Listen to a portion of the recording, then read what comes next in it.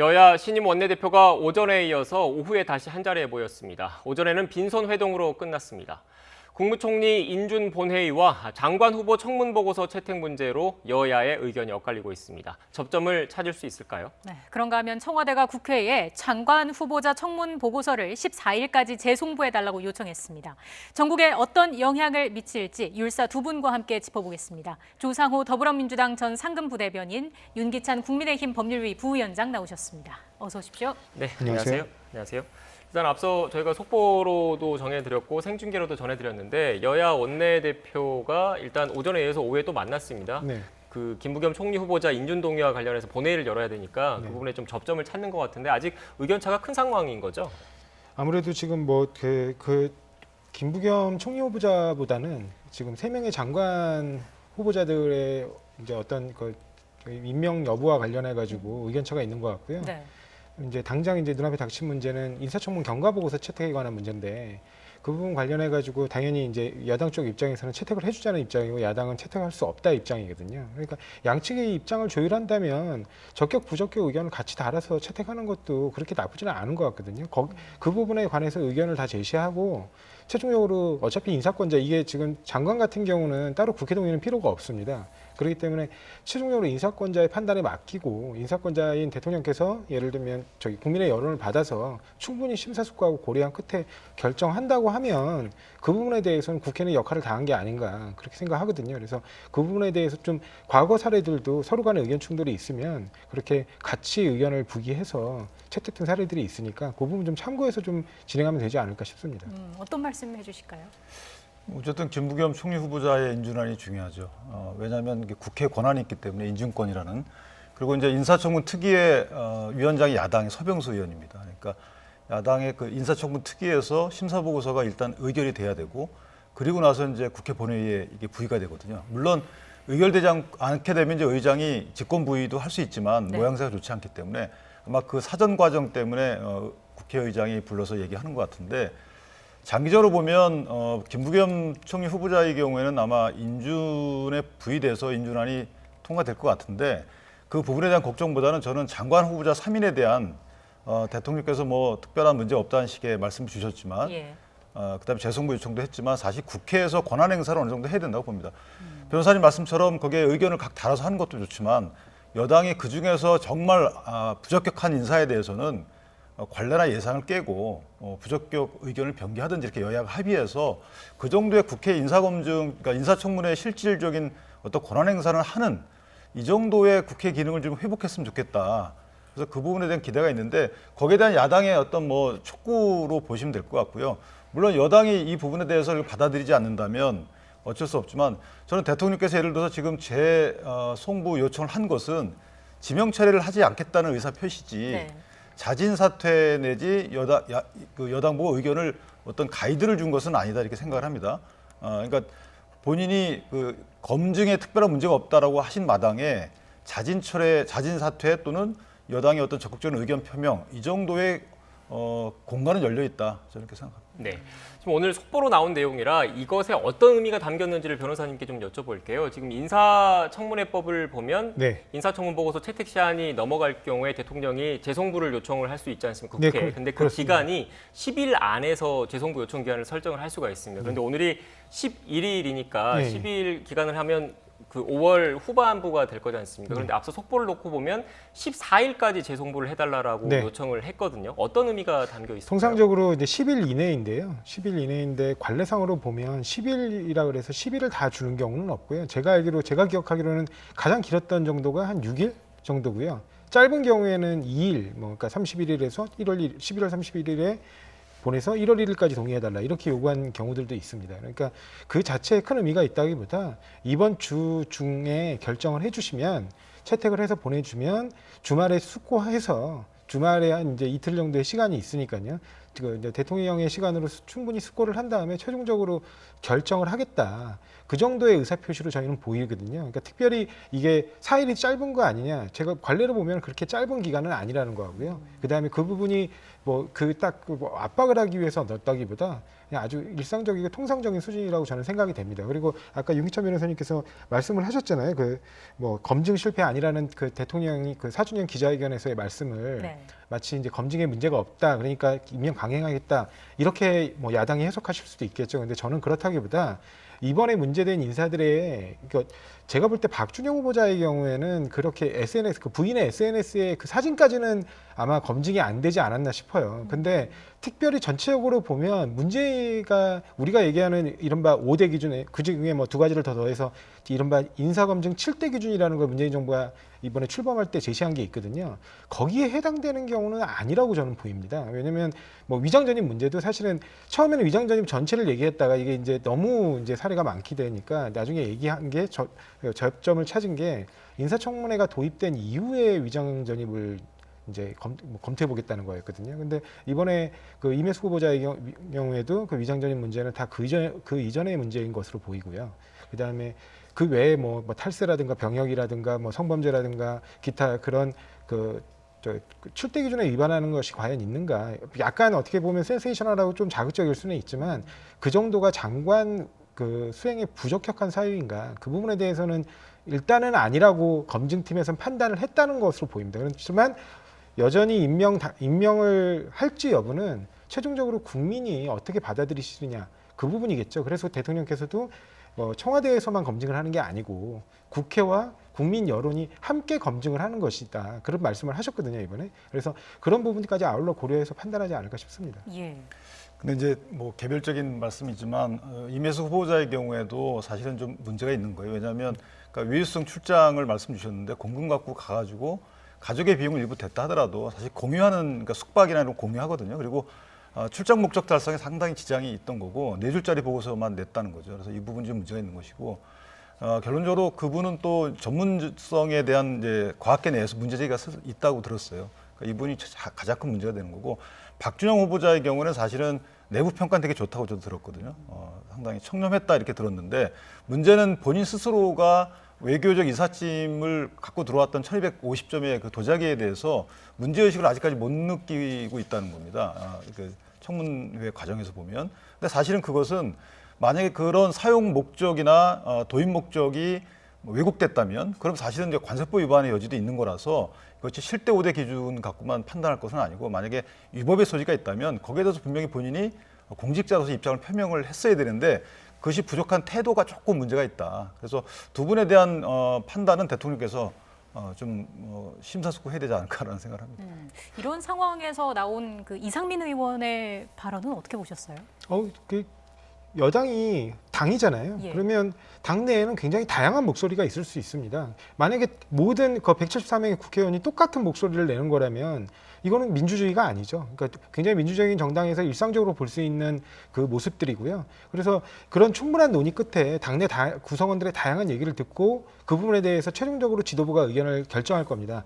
뭐 지금 이상민 의원뿐만 아니라 당내에서는 이제 일부 후보자의 경우엔 협치 차원에서 그러니까 국민의 눈높이를 받아들인다는 측면으로 그러니까 여당에서 좀 일정 부분 양보할 필요가 있지 않냐 이런 의견들은 당내에서 지금 나오고 있고요. 그 부분에 관해서 이제 최종적으로 협상 과정에서 어떻게 반영이 돼서 이거 제시할 것인가 그 부분은 최종적으로 지금 여야 원내대표가 협상 중이니까 그 부분에 뭐 결정될 것으로 봅니다. 네, 지금 여야 원내대표가 협상 중이고 또 청와대가 재송부 요청을 했기 때문에 어떻게 보면 공이 국회로 다시 넘어온 형국입니다. 어떻게 보면 이번 주 안에 그 접점을 찾아야 될 것 같긴 한데 접점을 못 찾았을 경우에는 지금 장관 후보자 3명 같은 경우에 대통령이 임명을 할 수 있는 거지 않습니까? 그냥? 물론 이제 법률상은 가능해요. 그런데 지금 대통령께서 스스로 말씀 주셨지만 이제 언론이나 국회에서의 이런 청문 절차 내지 보도도 검증의 한 수단이다 이렇게 말씀 주셨거든요. 그러면 지금까지 불거진 내용들과 여기에 대한 언론의 평가, 국민들의 시각 등을 반영해서 대통령이 어떻게 판단할지 모르겠습니다만은 이제 오히려 대통령의 시간이 되는 거죠. 국회에서 어떤 형식으로든 청문 보고서가 채택이 안 됐든 그다음 병기돼서 채택이 됐든 청와대로 넘어가게 되면 시간이 넘어가게 되면 대통령께서 과연 공직관이나 공직자의 인선 기준이 실제 이제 드러나는 겁니다. 이게 검증이 실패했든 아니든 이게 고의적이 되는 겁니다. 이제 검증의 실패라는 과실이잖아요. 그렇지만 이미 이렇게 드러났음에도 불구하고 이런 분들에 대한 도덕성을 크게 생각하지 않고 임명하신다면 일부 분에 대해서는 전문성마저 좀 의혹이 있는데 그렇다면 대통령의 인사 기준이 사실은 더욱 비판받을 확률이 높아진다. 제가 말씀드리고 싶은 건 그러니까 능력과 도덕적 흠결이 없는지 그 부분을 다 아울러 능력이 출중하고 도덕적 흠결도 없는 인사들이 있고 그 부분들이 또 이제 장관 후보자를 수락하는 그런 의사까지 있다면 그런 분들을 찾아서 이제 임명할 수 있는 게 가장 베스트겠죠. 근데 이제 실질적으로 이렇게 이런 인선 과정을 진행하다 보면 이 많은 분들이 중도에 이런 이 가족관계 문제들까지 다 검증 대상이 되고 다 공개되는 현재의 인사청문 시스템 자체를 좀 견디기 어렵기 때문에 그 중간에 장관 지명서를 철회하는 분도 계시고 애초에 그 부분을 거부하는 분들도 많거든요. 그래서 나름 추리고 찾았는데 그 도덕적 흠결에 관해서 어떤 평가의 어떤 기준이나 그다음에 최종적으로 어떤 그걸 바라보는 입장의 차이는 있을 수 있다는 겁니다. 그러니까 검증에 실패했다기보다 검증 과정에서 충분히 확인했고 이 부분 정도라면 국민께 잘 그러니까 물론 뭐 하자가 없으면 좋겠지만 있는 부분에 대해서 충분히 공감할 수 있도록 설득해가는 과정이 좀 필요하지 않은가 그런 부분으로 이렇게 인사를 제시했을 수도 있고요. 근데 그 부분에 대해서 이번에 그 4주년 기념 기자회견에서 대통령께서 입장을 밝혔다고 봅니다. 근데 이 부분이 만약에 뭐 야당의 문제 내지는 국민 수용성에 관한 문제에서 이제 도저히 받아들이기 어려운 부분들이 있다면 그 부분에 관해서 뭐 자진 철회하거나 아니면 자연스럽게 자진 사퇴를 유도하거나 이런 방법들도 있겠죠. 그러니까 그 부분에 대해서는 국회는 국회 나름대로 적격 부적격 의견을 제시하는 게 저는 맞다고 보고요. 최종적으로는 인사권자가 그런 부분을 아울러 판단하도록 기회를 열어주는 게 맞다고 봅니다. 한 가지만 제가 보태면 그런 현실적인 어려움이 있을 수 있어요. 어느 정권이나 다 그런 현실적 어려움을 말씀해왔거든요. 그렇지만 그 현실적인 어려움에 대한 기준 제시는 인사를 하기 이전에 사전에 말씀을 하셨으면 더 좋았을 거라는 거죠. 그러니까 거기에 인사에 부합하는 인사를 못 내겠으니 이런 점에서 내가 이런 인사를 하겠다 앞으로 이렇게 먼저 말씀을 주시고 나서 그 기준에 부합하는 인사를 하셨으면 사실은 야당이 이렇게 크게 반발을 못할 텐데 그게 아니라 기존 인사 기준을 그대로 유지하시면서 인사는 그 기준에 부합하지 못하는 분이 나왔고 그 뒤에 인사에 대한 비판이 있자마자 현실적인 어려움이 있다라는 말씀 주시면 사실 합리화라는 이런 또 오해가 있기 때문에 앞뒤가 바뀌었다 이렇게 생각합니다. 근데 이 부분에 대해서는 여러 차례 지금 이번 인사청문뿐만 아니라 그 이전 인사청문부터 인물난이라든가 아니면은 지금의 어떤 사전 검증 과정에서 도덕적 검증까지 모두 언론에 공개되는 현재 인사청문 시스템에 대한 문제점들은 정부 여당에서 여러 차례 말씀했었거든요. 사실은 우리만 얘기한 게 아니고 그 이전에 국민의힘이 여당일 때 또 마찬가지로 그런 문제점에 대해서 여러 가지 어려움을 토로를 한 적이 있습니다. 그래서 차제는 이런 인사청문 시스템에서 도덕적 검증 부분을 비공개로 사전에 양측이 들어가서 확인해보고 최종적으로 그 부분에 대해서 합의를 이룬 다음에 그 이후에 공개하는 시스템도 한번 그 제도 개선 사안으로 한번 검토해볼 필요가 있다고 봅니다. 또 다음 주제가 있기 때문에 이 부분 이렇게 좀 정리를 하겠습니다. 일단 그 국회로 공이 넘어왔고 국회에서 또 접점을 찾지 못하면 대통령의 시간이 찾아오는 거지 않습니까? 네. 어떤 결론이 나올지는 앞으로 좀 지켜봐야 할 것 같고요. 다음 주제에 한번 또 얘기를 해보겠습니다. 이성윤 서울중앙지검장이 어떻게 보면 신청을 한 수사심의위에서 이성윤 지검장에 대한 수사를 중단해라. 그러니까 이미 재판에 넘길 만큼 수사가 충분히 됐으니까 수사를 중단을 하고 재판에 넘겨라 이렇게 권고를 했지 않습니까? 어떻게 보셨습니까? 그 권고한 시점이 사실 의결을 시작한 시점이 뭐 회의를 시작한 지 한 1시간도 안 돼서였다고 하더라고요. 그만큼 이제 관련 증거 내지 다툼의 여지가 적다라고 아마 심의위원들이 판단을 한 것 같아요. 그렇기 때문에 그 부분에 대해서는 불가피하다고 보고 이미 이것에 대해서는 대검에서는 기소 방침이 굳어졌었는데 사실은 이성윤 지검장이 이제 수사심의위원회 부의를 요청했었고 그 절차가 지연되기 때문에 수원 고검장이 부의를 시킨 거잖아요. 네. 그렇기 때문에 여기에 대해서 이성윤 지검장 입장에서 보면 뭐 한 번 더 판단을 받아보는 건 좋지만 어떻게 보면 할 말이 없어졌고 또 하나는 본인이 검찰에 몸담고 있으면서 수장의 후보까지 올랐음에도 불구하고 검찰의 판단을 못 받아서 한 번 더 외부 인사의 판단을 받겠다라는 점 그리고 그 수사부의 그 수사심의위원회에서 하신 말씀 중에 이것은 공수처의 수사 대상, 기소 대상이다 이렇게 말씀 주신 점에 대해서는 좀 아쉬움이 있죠. 왜냐하면 설령 본인의 생각이 어떻다 하더라도 검찰 내에서 어떻게 해결해 보려고 또는 본인의 무고함을 계속 밝혀보려고 노력을 했어야 되는데 4번 이상 통보를 받고 나가지 않다가 검찰총장 후보자 추천위원회 일정과 관련돼서 본인이 뭐 수사를 받고 심의위원회 부의 신청을 했다는 부분은 검찰의 상당한 고위 간부로서 좀 아쉬움이 많이 있는 부분. 네. 근데 사실은 이 수사심의라는 제도 자체가 어떻게 보면 검찰이 검찰 개혁을 방어하기 위해서 문무일 검찰총장 시절에 만든 거거든요. 그래서 사실은 뭐 지검장 및 검찰총장이 그 인사들을 다 위촉을 합니다.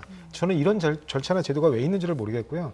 그리고 그런 부분에서 아까 지금 윤기찬 변호사님께서 말씀하신 것처럼 그 검찰 내에 굉장히 중요한 위치에서의 수장으로 있는 이성윤 중앙지검장이 이러한 제도를 채택했다는 것 자체도 저는 좀 이 부분에 대해서는 좀 납득하기 어렵다. 그리고 그런 부분이 있지만 애초에 이 사건 자체를 좀 보셔야 됩니다. 이 사건 자체는 내용이 원래 그 김학이라는 그 법무부 차관 아주 고위 검사였죠. 고위 검사가 불법을 저지른 부분에 대해서 사실은 검찰이 모든 국민이 그 비디오 속에 나오는 분이 김학이라는 걸 알고 있음에도 불구하고 검찰만 모르쇠로 일관하면서 지속적으로 무혐의 처분했던 사건이에요. 근데 이후에 다시 검찰과거사위원회가 이 부분을 다시 들여다보려고 하니까 김학이 그 전 차관이 몰래 출국을 하려다가 그걸 막으려는 과정에 불법이 있었던 거 아니냐. 그 부분이 지금 수사가 진행됐던 건입니다. 근데 그 수사가 진행될 때 이성윤 중앙지검장이 당시 반부패 부장으로 있었어요.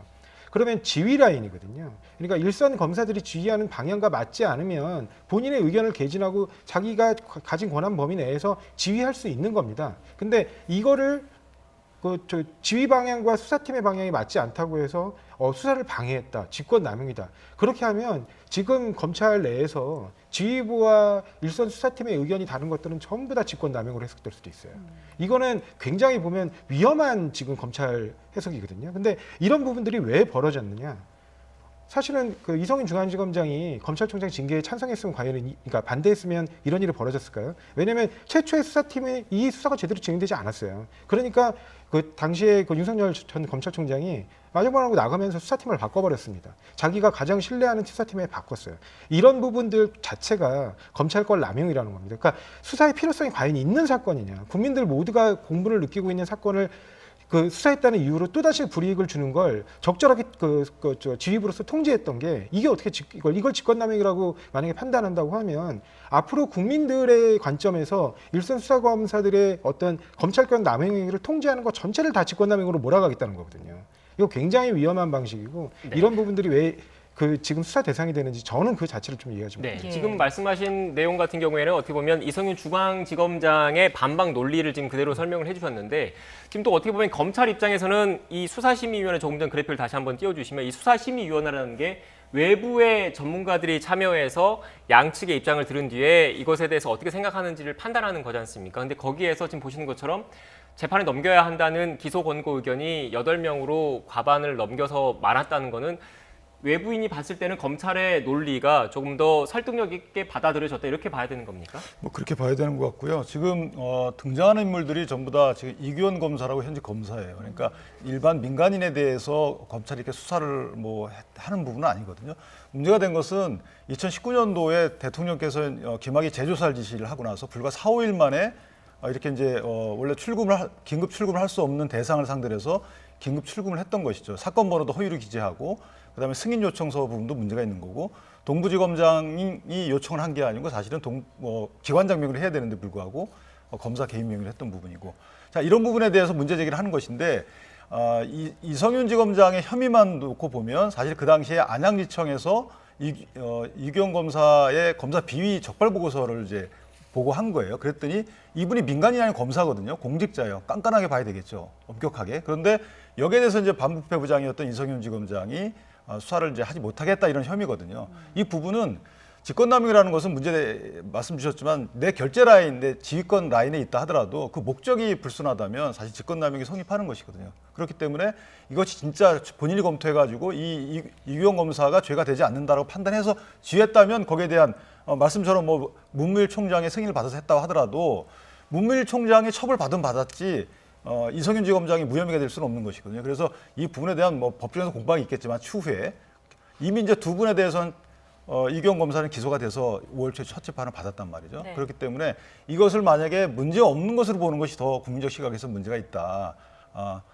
그러니까 일반인에 대한 수사와 기소권이 있는 검사를 상대로 한 적발 보고서를 작성해서 올렸는데 여기다 수사를 못하겠다. 이것만 놓고 보더라도 사실은 좀 국민적 시각에서는 납득이 안 된다는 것이죠. 제가 이 부분 한마디 말씀을 드리면 이규영 검사가 한 건 어떻게 보면 내부 고발과 같은 행동입니다. 왜냐하면 그 내부 그 검찰의 그 치부와 비위를 드러내는 행동이거든요. 그러니까 김학이라는 전 고위 검사뿐만 아니라 그 고위 검사를 수사하는 과정에서 얼마나 엉터리로 이전 수사가 이루어졌는지 그런 부분들을 이후에 밝혀낸 검사예요.